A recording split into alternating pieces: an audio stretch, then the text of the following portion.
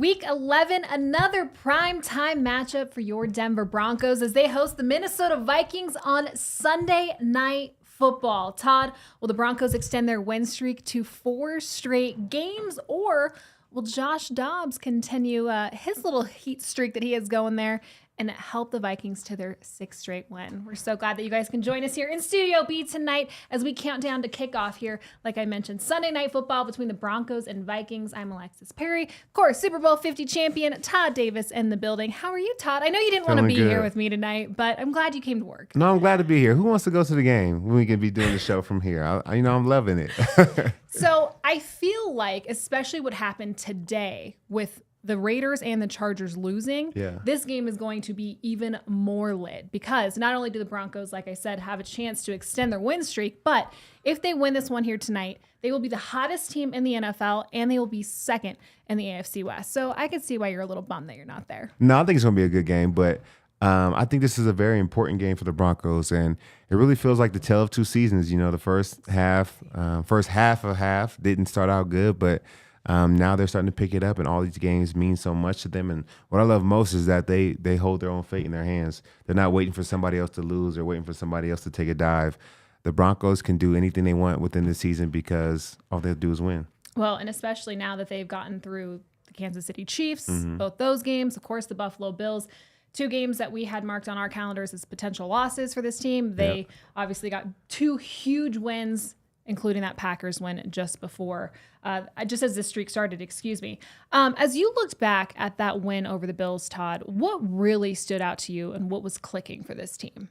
The defense, once again, I feel like they were able to get their hands on a lot of turnovers and make big plays, and there was even plays that they made and didn't get. Alex Singleton, talked to him about working on the toe tap. But even Justin Simmons, he punched another ball out. Then it got the wrong bounce for us, right bounce for the Bills. But the defense just continues to make so many plays. And against Josh Allen, one of the best quarterbacks in the NFL, and that high-powered offense, they shut them down completely. So defense is clicking. I'm interested to see how the offense does with the defense clicking or how they're going to play today. So it'll be interesting. Yeah, I feel like this matchup is really setting up to be a defensive juggernaut. These are 2 really incredible defenses. Offense is going to have to show up here today.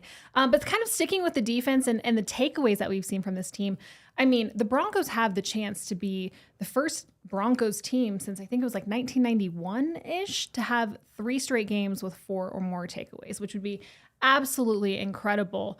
But I feel like these takeaways are not happening by chance, right? They're not lucky. They're creating these opportunities for themselves. How are they doing that? It starts in practice. I know they've been, preached and coached to get the ball out more in practice because, truthfully, with Vance Joseph and his defense is a bend but don't break defense, and they thrive off of turnovers.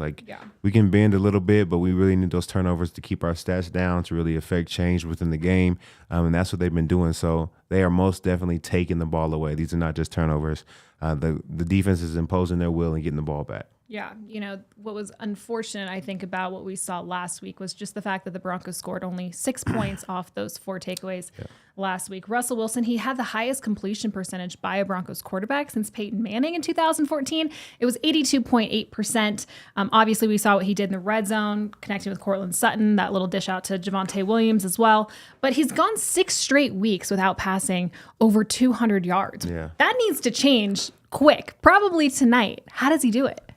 First of all, I don't know if it's fair to compare the passing percentage with him and Peyton. I'm not. No, but I'm just saying, Peyton threw like 50 passes in that game, Totally. and Russ has thrown like 23. So I know. It's a little bit different to go for 82%. I feel like sometimes I come across a Russ doubter, and I'm not. I figured I'd use the Peyton Manning stat to compare just because that was the last time a Broncos quarterback had that kind of completion percentage. Yeah. So we've seen a lot of quarterbacks. Everybody knows the quarterback carousel. Seen a lot of quarterbacks that haven't even been able to do that with as many pass attempts as Russell Wilson did last week. Yeah. I'm not saying it's good. I didn't sit here and say, I love this formula for Russ. Of course, I'd like to see him throw the ball a little bit more, but at the same time, we were preaching run the ball the first 6 weeks of the season, and now they're finally doing that. But given the way that this Vikings defense blitzes, do you think that this formula that we've seen the past couple weeks is going to work here today? I think it's, if it's not broke, I don't think you try to fix it. It's allowing us to win games, and I think we lean on Russ more when we absolutely have to have it. If there's a time where we get down in the game or we need him to throw some more, then that's when we utilize him. But until it doesn't work for us, I will ride this all the way through. I guess let's ride Fitz here because let's just keep it going, You don't need Russ to be Superman. He just has to be a great game manager and get us to the finish line. Zach Stevens tweeted out a little while ago that he feels like tonight might be a big night for Marvin Mims, like at least one big catch from him. Why would he say that? What does he know that we don't? Because he thinks every night's going to be a big night for Marvin Mims. He's a Marvin Mims I'm like, guy. I know one of these nights he's going to be right. Is tonight the night that Marvin Mims is leaned on a little bit more with the offense? I think this is a good night for him. I think it kind of provides a change up to the offense, even though I want to keep doing what we've been doing. Even last week, there was opportunities where he did get open, behind some cornerbacks. So I think once again, he'll find a way to get open, and it's just a matter of getting him the ball because he only needs 1 or 2 catches. You get him 1 or 2 catches, that's 70-plus yards for your offense, and you're really making things happen. So he's necessary, man. He's a dynamic wide receiver and a great returner. Okay, Todd, for the people who are just tuning in, asking why Todd isn't at the game, will you explain to them why you're not at the game? Because I want to be here. I want to be here with you guys. Who wants to go to the game? I know all those guys on the field. I'm trying to hang out with the people here on the pregame show. That's what I'm talking about. That's what we like to hear.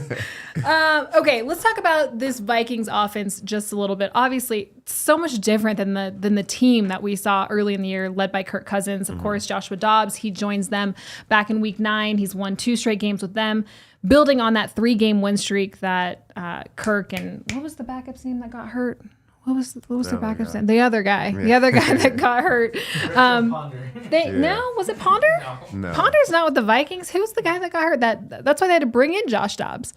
It doesn't matter. Yeah. Anyways, they're rolling right now. And obviously, Josh Dobbs was able to come in and really fit the system really, really well.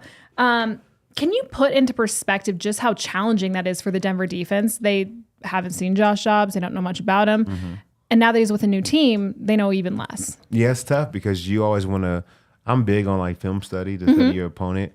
He hasn't had much film as a Viking, and then every week they're going to change and add more to his plate, so we don't know what they're taking from what Kirk Cousins did to add to his plate, what they're taking from Arizona to add to his plate. So it's tough to really scheme against him because for the Broncos defense, you've seen a little bit of what he can do, but they have no clue, all that they're putting in this week as far as what they like to do with Josh Dobbs. Yeah, and of course, something that's good news, bad news for the Broncos. I don't know. You said earlier this week that if Justin Jefferson was in this game, that it would be good news for the Broncos because sometimes it takes a while to start, finding that balance when you're bringing in your star wide receiver. We don't have to worry about it. Yep. Justin Jefferson's not going to be in this game. Pat Surtain has somebody else to worry about. However, is that bad news then for the Broncos? I would have liked to see him because, like I said, it takes time to gain that confidence between quarterback and wide receiver. Yeah. And he would have had maybe 2 or 3 days of practice to even throw to him. But even though he's out, they have some good wide receivers in KJ and Addison over there at the Vikings. So, I think the DBs will still have their hands full. Pat will still have to have a great night.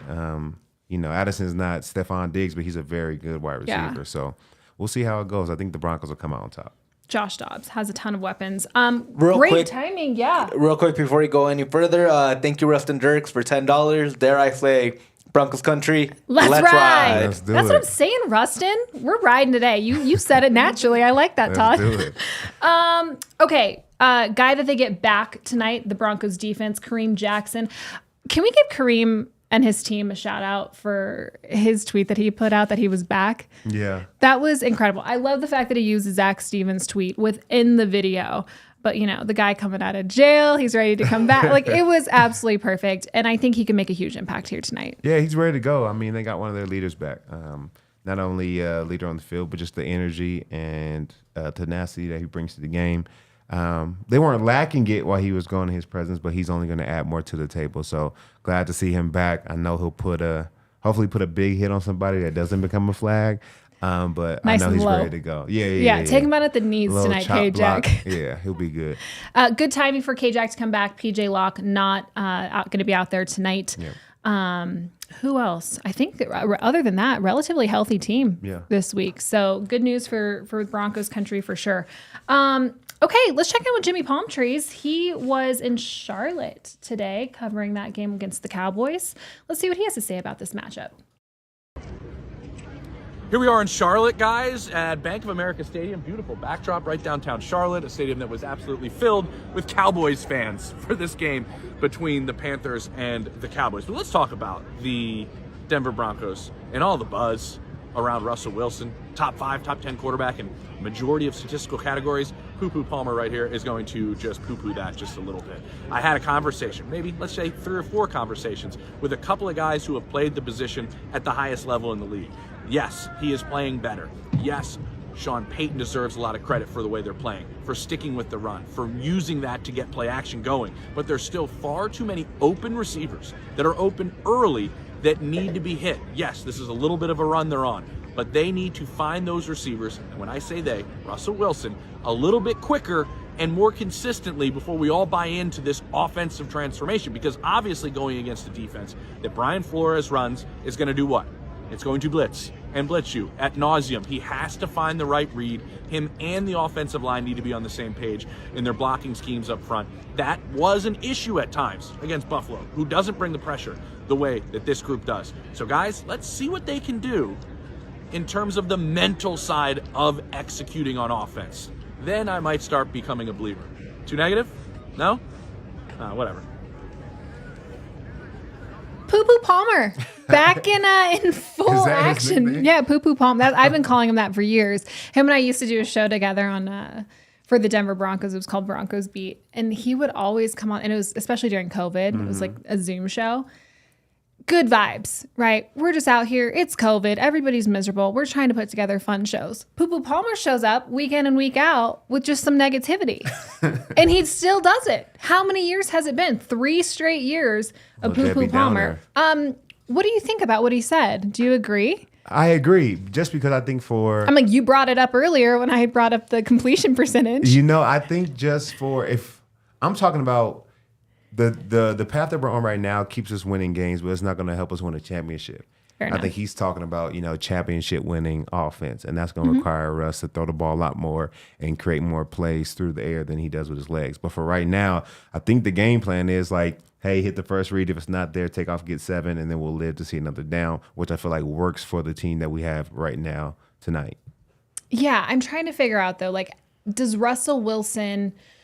Is he in a place in his career where he can expand on this? Like next year, is he going to be in a place where he can start throwing the ball a little bit more? Is he going to be more comfortable in Sean Payton's offense? Or is Sean Payton just kind of drawing things up this way right now to win games because he's so prideful? Nobody hates to lose as much as Sean Payton does. He's so prideful. Is he trying to win games, just get through this season and then reevaluate the quarterback position? No, I think he can expand on this next year. I think part of, the struggles early on from what I've heard in the locker room is just like, those plays are very long plays, and sometimes it was hard getting it all out before the ball was, need to be snapped and we, incurred another penalty.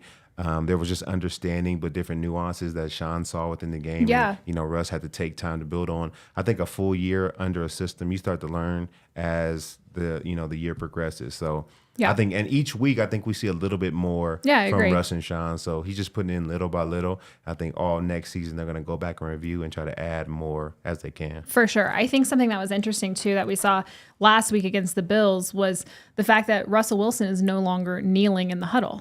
He's standing. So that saves a second or two, because I know Sean Payton really is stressing, let's just snap the ball and not take on any of those penalties. Okay, let's, can we rate the fit? Is it time for the most important part of the show to see what these guys are wearing on their way in Sunday Night Football under the lights? This is a big one. This is one you pull out the fire for. You cannot be slacking on Sunday Night Football because they're catching you before you walk in the game. Like all of the national media is, like, you know what I'm saying, throwing to you as you walk through the tunnel and stuff like that. You gotta look good. Okay, let's see who's first. Jaquan McMillan, my guy, made the first big play of the week last week. Did he make a big play here tonight walking in? I think he did. I think he looks good out on Prada glasses, Palm Angels T-shirt, and I love the varsity Letterman jackets. You can't go wrong. Can't go wrong. And greens, I think one of my favorite colors. Always looks good. Those dark greens, especially in the fall. I think it looks good. I just got my dark green ones in. My there one lows. I don't know why I got dark green. Because dark green's perfect for Does the it go fall. with everything? See? Goes with a lot. Yeah. Clap it up for him. I'm gonna have to get in a group text with Todd and Zena for I like it. It was a strong fit. Yep. J-Mac, I love it. Okay, next one. Oh, Pat. Yeah. Pat doesn't miss. Pat always looks good. He knows how to put it on, and I love the fit. You see the chains, and it's subtle. It's I don't have to, show all my ice. I just show you that I'm a little cold out here on this chilly night, but it looks good on him. Looks good. Is this too subtle for Sunday Night Football? No, because one thing I did realize is that people that have had money for a long time, they just look like money, and it's not that they're trying. Yeah. So I think the longer you have money, the more it's just, dang, that guy looks good. And you can have on a nice crisp T-shirt and a small subtle chain, but it's just money, baby. Yeah, it's just money. Okay, next one. Let's see. Yeah, the show Todd's real quick. Oh yeah, my bad. Oh, Ice it up. Subtle ice. Yeah. Subtle ice. Javante, I still pray for Paris. Do you know what shirt that is? No, I don't know what shirt that is. I don't know that design. I thought his pants were dope too. We didn't get the pants. Ooh. But he had on some dope pants. What was he wearing? The fit. The designer, I don't know, but I thought that the pants were fire. I feel like he just got his hair done too. Everything looks good. I'm gonna clap it up for him. I really wish we could see the full fit on that one, but that's not your fault, Yaya. This is just what we're getting. Shout out to Gabriel Christis and the Broncos team that's out there snapping these guys as they come in, because they're the ones that make this segment possible. Yeah, I appreciate. There were a couple days where they didn't do it, and I was like, I feel like they know that we're trying to do this segment. All right, last one. Yeah. Cortland. That's very clean for. This is like politician court. This is when you take off the suit and tie, and you got to go greet the people. He's a man of the people. He looks good. I think it looks matching. I didn't mean to do this. I swear I didn't see this. But him and I are matching with the houndstooth today. I just didn't want to wear a big jacket in. I didn't think it was that cold. Well, listen. I think Court put it on. I think it looks good. I think I must have missed the memo. You missed the memo. Because I think I maybe have one or two houndstooth in my closet. See, you're wearing the dark green cargos though, which are always lit. For me, I'm going with I see you, Court. I see you. You and I, twinsies tonight. You look good. I'm the good man. Okay. Yeah. Oh yeah, is that what you did? Yeah. Yes, I love it. Okay, game notes. Other key important segment on this show, I think. 30, the number of interceptions Justin Simmons has since entering the league in 2016. The most in the NFL. Is also his birthday here today. I'm feeling number 31 coming tonight. What do you think, Todd? That's perfect. 31 on his birthday. He's number 31. Come on, man. Come on. You can't write it up any better. It's if written in the stars. Unscripted, then this is definitely on the script. This is definitely in the script. 1,533 consecutive defensive snaps Pat Surtain II has played. That is the most in the NFL since 2022. And it's not even close. The next guy's 980 something, I think. So absolutely fantastic. Love to see a guy who's, they always say the best ability is availability, right? Exactly. And that's all you could be, man. I think. And he's doing it at a high level. He's not just out there and, subpar. He's doing it at the highest level. Yeah. 118.5. Russell Wilson's red zone passer rating this season. Absolutely stellar. Like I mentioned, that pass to Courtland Sutton. I feel really bad that I didn't put him on the top 5 last week. Can we talk about that for a minute? Top 5 what? Remember when we did the Bet365 top 5? Yep.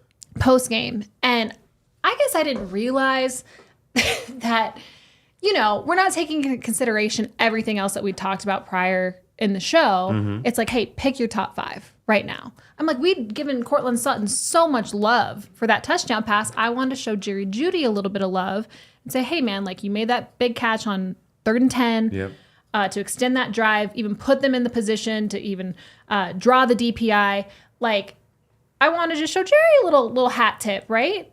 Holy shit is what I'm going to say, because the reaction that I got from fans after I said that, I was like, okay, you're right. I probably should have put Cortland on the top 5. That was a huge touchdown. But like, if you watch the entire show, like, we'd given Cortland so much love that I thought it was okay to leave him off. But damn, it was not. I think we got to give Jerry his love. I think people are so quick to cut him up and bash him. Like, when he does good, we gotta celebrate that too, man. So I'm not mad about it. You're not mad? No, I think it was perfect. I think Cortland Sutton was obvious. I don't think he needed to be on the graphic. Anyways, 101.4 Joshua Dobbs passer rating since joining the Vikings. Pretty incredible, if you think about it. Yeah, I think he's taken, lemons and turned them into lemonade. He's finding a way to be successful in a new home just 2 weeks in, and he's doing a really good job at it. Okay, 17.4 points per game allowed by the Minnesota defense since week 6.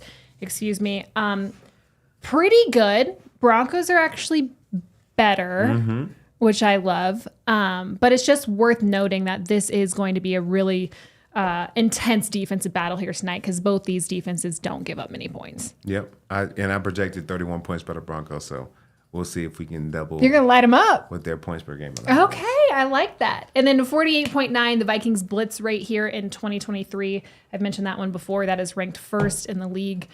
I don't think it's even close either on that one. Anyways, moving on.